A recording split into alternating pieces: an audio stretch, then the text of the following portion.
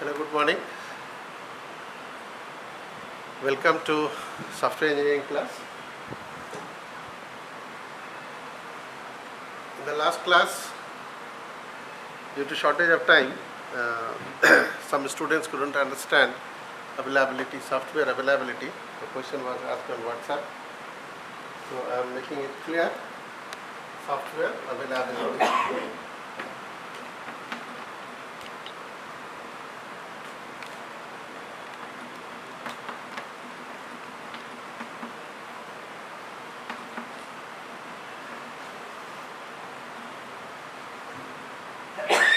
पहले यह बात समझो कि availability is a component of reliability. जैसे हम लोग पिछले क्लास में समझे थे कि रिलायबिलिटी के कुछ फैक्टर्स हैं, इसमें MTTF, MTTR,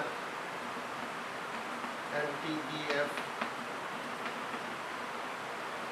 fault detection, fault tolerance. Okay, so these are the components of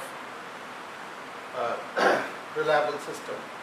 जिसमें ये परफेक्ट होगा वो सिस्टम ज़्यादा रिलायबल होगा। इसी के साथ ये कंपोनेंट भी है अवेलेबिलिटी। पहले इसका टेक्निकल डेफिनेशन समझ लो क्या है, फिर इसको लेमैन भाषा में समझ लेते हैं क्या होता है। सॉफ्टवेयर अवेलेबिलिटी को कहा जाता है कि probability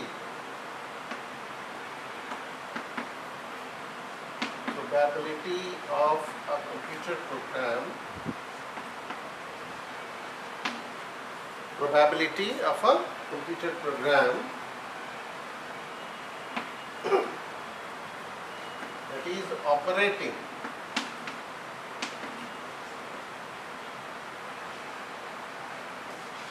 that is operating as per requirements, as per user or system requirements.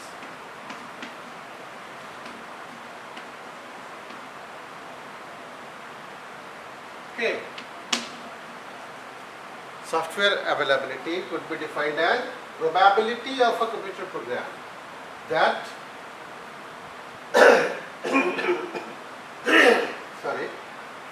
that is operating as per user or system requirements. Okay, but if you leave this definition at this point, the definition won't be correct. You will have to add in it at a particular point of time. Particular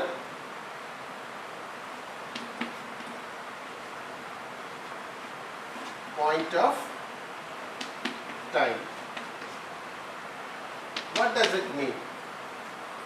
It means the time when you need a program that would get executed, the point of time when you need a particular program to get executed, and if it gets executed in actually, means that program is available for the software system. Am I clear?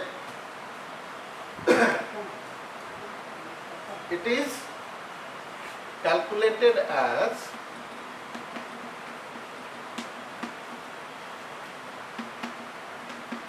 availability equal to MTTF divided by MTTF plus MTTR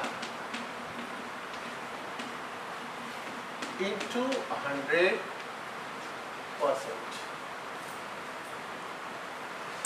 okay, अब इसको layman भाषा में समझो। Availability का मतलब क्या है? जैसे सपोज करो कोई आदमी एक्स है, वो कहता है कि सर आप हमको जब कहिएगा हम आपके लिए रेडी हैं, हम आपके काम करने के लिए तैयार हैं। सपोज करो किसी दिन हमको उसकी ज़रूरत पड़ गई, उसको हमने कॉल किया, कहा सॉरी सर आज तो हम थोड़ा बिजी हैं किसी काम में। So in this way he denied। चलो कोई बात नहीं, फिर किसी दिन उसको ज़रूरत पड़ी, हमने उसको कहा कि सर आज तो हम फला जगह आए हुए हैं, इस तरह से जब भी हम उसको कॉल करते हैं, 3-4 बार 5 बार ऐसा इवेंट हो गया कि जब भी हम उसको कॉल करते हैं किसी न किसी चीज़ में वो बिजी रहता है। ओके, वही एक दूसरा आदमी है मिस्टर वाई। अब उसको हम जब कभी कॉल करते हैं वो किसी भी परिस्थिति में होता है, वो हमारे लिए चला आता है। नेक्स्ट टाइम जब भी हमको कोई काम करवाना होगा, सपोज करो, तो हम एक्स को बुलाना पसंद करेंगे या वाई को बुलाना पसंद करेंगे इन हरी। सपोज करो इमरजेंसी है, हम एक्स को बुलाएं या वाई को बुलाएं। एक्स के साथ क्या दिक्कत होगा, क्योंकि हमारा जो प्रीवियस एक्सपीरियंस है वो कहेगा कि वो माइट भी कि वो कहीं बिजी होगा, वो नहीं आ सकता। वाई के साथ क्या हमने देखा कि whenever I called him he remained available for me, तो हम किसको कॉल करेंगे, वाई को कॉल करेंगे। This is the reliability. तो particular time, point of time का मतलब क्या हो गया, जिस समय हमको जरूरत पड़ रही है उस समय हम चाहते हैं कि हमारा ये पर्टिकुलर प्रोग्राम एग्जीक्यूट करे, और उस एग्जीक्यूशन के टाइम में सपोज करो प्रोग्राम हैंग कर जाता है, डेडलॉक में चला जाता है, तो फिर क्या होगा, रिलायबिलिटी कम हो जाएगी। वो पर्टिकुलर फंक्शन जो उस पॉइंट ऑफ टाइम में होना चाहिए नहीं होगा। इसी का मतलब होता है अवेलेबिलिटी। यानी अगर हम चाहते हैं कि कोई सॉफ्टवेयर सिस्टम हाईली रिलायबल हो, तो मतलब क्या हुआ, मीन टाइम टू फेलियर जितना कम से कम हो, पॉसिबली जीरो, वैसे जीरो होता नहीं है, possibly it should be zero. MTTR, MTTR कितना होना चाहिए, सॉरी पॉसिबली जीरो, सॉरी ये मैक्सिमम जितना ज़्यादा से ज़्यादा हो सके, mean time to failure, sorry MTTF क्या होना चाहिए, जितना ज़्यादा से ज़्यादा हो। MTTR should be possibly zero. Zero feasible नहीं होता, बट हम सॉफ्टवेयर सिस्टम में कोशिश क्या करते हैं, हवाई जहाज उठता है, मेट्रो रेल चलता है, सैटेलाइट चलता है, वहाँ हमें क्या करना होता है, MTTR को जीरो रखना पड़ता है, अदरवाइज ये सब लाइफ क्रिटिकल सिस्टम्स है, वहाँ पर ये हमको एक्सपेरिमेंट कर करके, टेस्टिंग कर करके देखना होता है कि MTTR इज जीरो और not, approximately it should be zero. Okay, दूसरा है MTBF, mean time between failure, this should also be possibly maximum as much as you can. अगर हम बात करते हैं कोई सिस्टम रिलायबल हो, it means the system must be consisting of fault detection system, automatic fault detection. अगर system में कोई फॉल्ट हो गया तो हमारे सॉफ्टवेयर सिस्टम में ऐसा मॉड्यूल होना चाहिए जो उस फॉल्ट को डिटेक्ट कर ले, डिटेक्ट करने के बाद हमको बता नहीं दे, खाली उसको ठीक कर दे। दूसरा क्या है, fault tolerant systems. Fault tolerant हम पिछले दिन बताए थे, जैसे यहीं पर मान लो एक ये प्रोग्राम है, कोई सॉफ्टवेयर है, सपोज करो बहुत सारे कंपोनेंट्स है इसके अंदर, ठीक है। Suppose this component is a very critical component, जैसे हवाई जहाज लैंड कर रहा है, लैंड करने के समय उसके चक्के खुल जाने चाहिए वगैरह वगैरह, तो उसको लैंडिंग के समय इस कंपोनेंट को रन होना है, इस प्रोग्राम को रन होना है। लेकिन कंप्यूटर प्रोग्राम है, मैकेनिकल चीज़ें हैं, हो सकता है कि जिस समय लैंड करना हो उस समय ये थोड़ी देर के लिए डिलेड हो गया, इसके ऑपरेशन में थोड़ा सा डिले हो गया। क्या होगा, हवाई जहाज तो अपने स्पीड से चल रहा होता है, वह फ्रैक्शन ऑफ सेकेंड्स का काउंट होता है, तो क्या होगा, सिंक्रोनाइजेशन में गड़बड़ी हो जाएगी, हवाई जहाज लैंड कर जाएगा, उसको थोड़ी देर बाद चक्का खुलने का कोशिश करेगा, हवाई जहाज क्रैश कर जाएगा। तो फॉल्ट टॉलरेंट का मतलब क्या है कि इसको, चूंकि ये कंपोनेंट बहुत क्रिटिकल है, हमारे लिए एक ऐसा प्रोग्राम होना चाहिए जिसको हम लोग बात किए थे लास्ट क्लास में कि रिडंडेंट, मतलब एक दूसरा प्रोग्राम इसी के जैसा होना चाहिए। जैसे डबल इंजन है, एक इंजन फेल होगा, दूसरा इंजन हम इमीडिएटली स्टार्ट कर देंगे। अगर ये प्रोग्राम फेल हो गया तो अवेलेबिलिटी कहता है क्या कि this component should be available, should be ready to work immediately. तो ये क्या करे, इमीडिएटली ये रन कर जाए, कि जिससे कि ये जो फेल हुआ उसका असर सिस्टम पर न पड़े, तो वही फॉल्ट टॉलरेंट हो गया। और इसी में ये अवेलेबिलिटी भी समझ लो कि this program that is required to be executed at a particular point of time that actually got executed means this component is available, ठीक है। So I think reliability should be clear, और इससे ज़्यादा अभी आप लोगों को नहीं समझना है, that's all। अब दूसरा टॉपिक स्टार्ट करेंगे।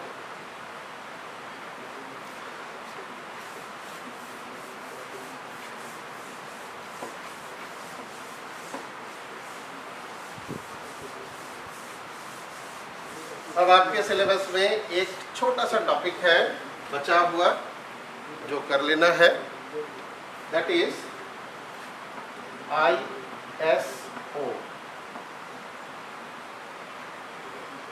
For what ISO stands? ISO stands for International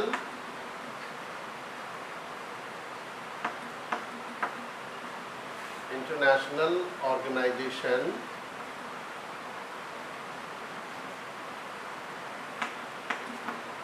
for Standards, yeah, standardization। Okay, ISO stands for International Organization for Standardization। ठीक है, क्या है ये? हम लोग सुनते हैं ISO 9001, ISO 9002, ISO 9003, 9026 and so on. क्या है ये? देखो, हम लोग कोई प्रोडक्ट खरीदते हैं तो क्वालिटी कॉन्शियस होते हैं। जो आदमी क्वालिटी कॉन्शियस होता है वो प्राइस पर ज़्यादा नहीं जाता है, उसको फला ब्रांड का ही प्रोडक्ट चाहिए। जैसे कोई कहता है फिलिप्स का बल्ब लेना है, आँख मूंद के कोई खरीद लेता है।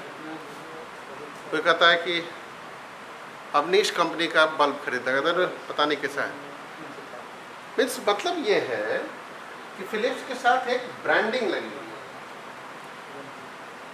बाद में चल के फिजिकल प्रोडक्ट्स के लिए बल्ब है, इलेक्ट्रिक आयरन है, इस तरह का जो फिजिकल प्रोडक्ट्स है उसके लिए हम लोग जानते हैं क्वालिटी के लिए एक मार्का होता है ISI।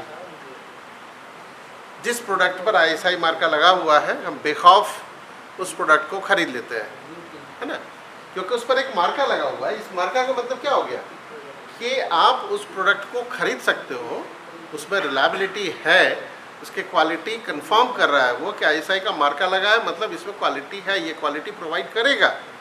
आपको जो चीज़ें चाहिए क्वालिटी लेवल में वो प्रोडक्ट आपको ISI मार्क वाला प्रोडक्ट आपको देगा। लेकिन जब हम सॉफ्टवेयर के केस में आते हैं तो ये तो कोई फिजिकल प्रोडक्ट है नहीं। क्वालिटी में हम लोग पहले भी पढ़े थे, it is a virtual product, nobody can test it, nobody can smell it, nobody can touch it. Then how the quality of a software could be assured, है ना? इसलिए इस पर हम ISI मार्कर नहीं लगा सकते। तो 1987 में फर्स्ट टाइम ये बात सोची गई कि how to assure the quality of the software, कि जैसे हम फिजिकल प्रोडक्ट में ISI मार्का देखते हैं और ख़रीद लेते हैं, उसी तरह से कौन सी ऐसी चीज़ है जो हम सॉफ्टवेयर के साथ टैग कर दें और यूज़र देखे और उसको खरीद ले।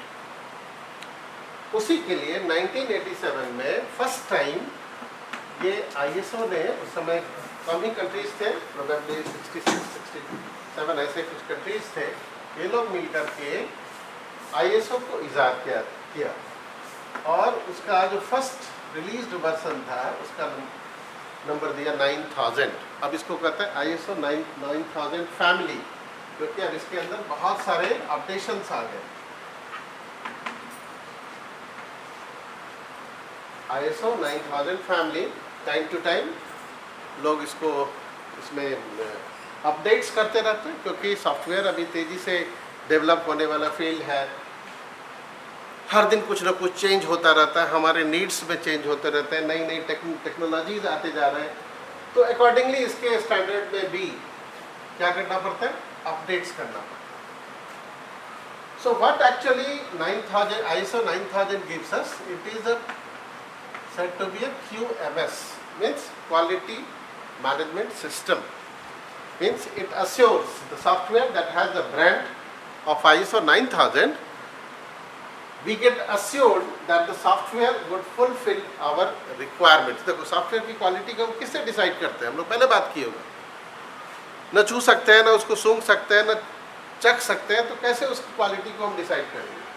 तो क्वालिटी डिसीजन के लिए हम लोगों ने बात किया था, अभी जो अब रिलायबिलिटी भी हम लोग पढ़े, अगर कोई सॉफ्टवेयर हमारे नीड्स के हिसाब से, हमारे रिक्वायरमेंट्स के हिसाब से फेलियर फ्री ऑपरेशन दे रहा हो तो हम उसको अच्छा सॉफ्टवेयर कहेंगे।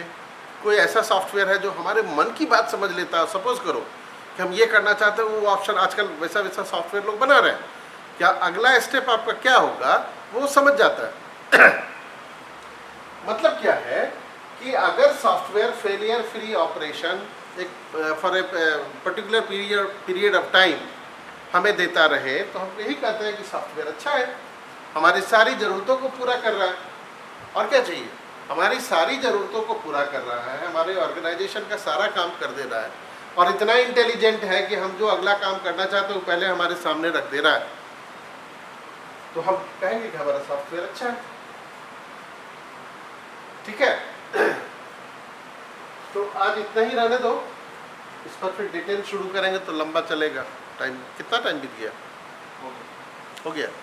ठीक है, तो अगले क्लास में इसको फिर डिटेल में समझेंगे क्या है एक्चुअली ISO 9000 के अंदर, 9001 के अंदर क्या है, क्या क्या उसकी कुछ पॉइंट्स हैं जो हम लोगों को समझना होगा।